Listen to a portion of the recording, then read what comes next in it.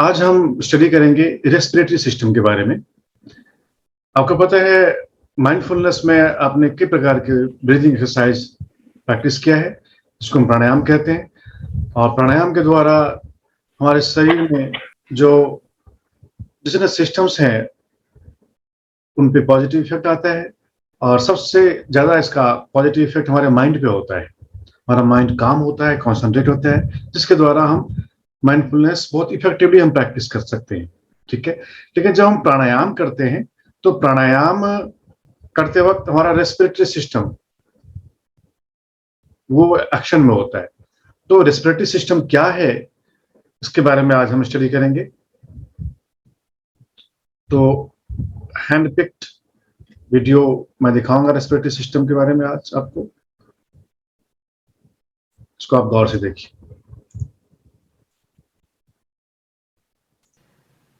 Human respiratory system is one of the most vital organ system of the body that support pulmonary ventilation, external and internal respiration, olfaction and phonation. We breathe about 16,000 to 24,000 times a day with exchange of about 11,000 liters of air with the atmosphere. In this process, the oxygen of the atmospheric air is delivered to the human body, which is then utilized by the tissue, and the carbon dioxide which is produced by the human body is exported to the lungs. In this video, we will first talk about the brief anatomy and physiology of the respiratory system. Then we will discuss how the gases transportation occurs. And later we will talk about how the respiratory regulation occurs in the human body. So first, coming to the anatomy and physiology of the respiratory system. The human respiratory system has two parts, the upper respiratory system and the lower respiratory system.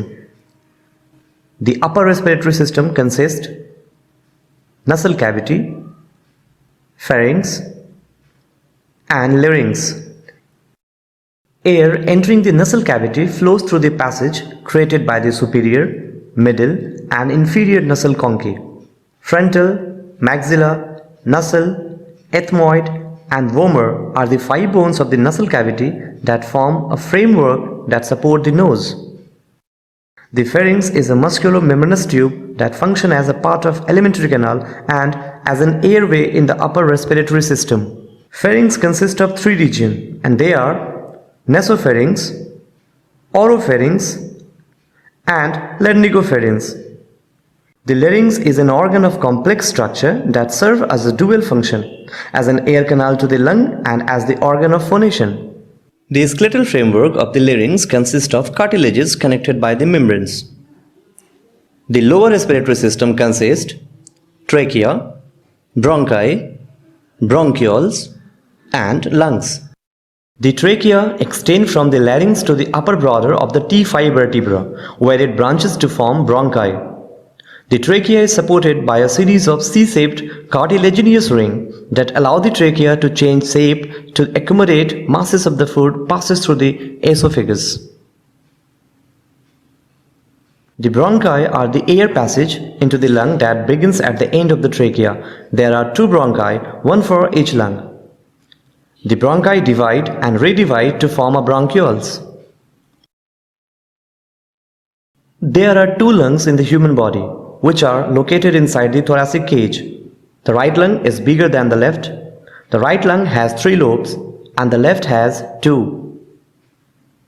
There are hundreds of millions of alveoli exist inside each lung. These alveoli are the air sacs surrounded by the network of blood vessels that provide space for gaseous exchange. Now let's see how the gases transportation take place in our body. During normal inhalation, air containing oxygen passes through the nose and mouth to the lungs. During normal exhalation, air containing carbon dioxide and other waste passes out the same path.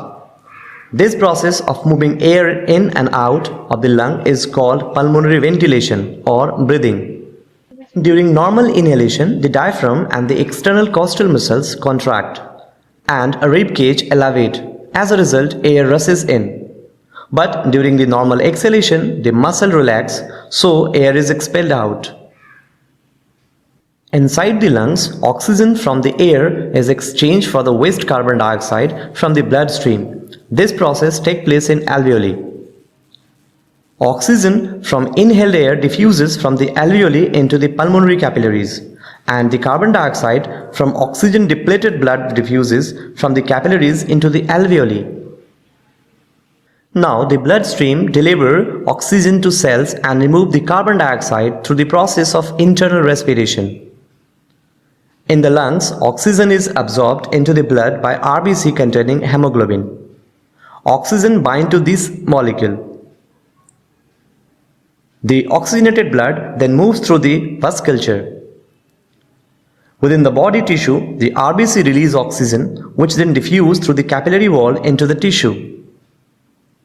Meanwhile, the waste carbon dioxide diffuses into the bloodstream, where it is carried inside the RBC and plasma. Now, the deoxygenated blood travels through vasculature and back to the lungs, where carbon dioxide is expelled out from the body.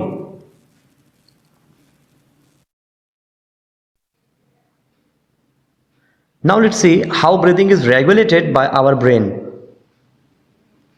Respiration is an involuntary function. Nerve impulse is transmitted by the pons and the medulla oblongata to the respiratory center. The rate of normal breathing is 12 to 15 breaths per minute. The body adjusts the rate and depth of the normal breathing in response to metabolic needs. When the body uses more oxygen, sensor in the blood called chemoreceptor sends the signals to the brain.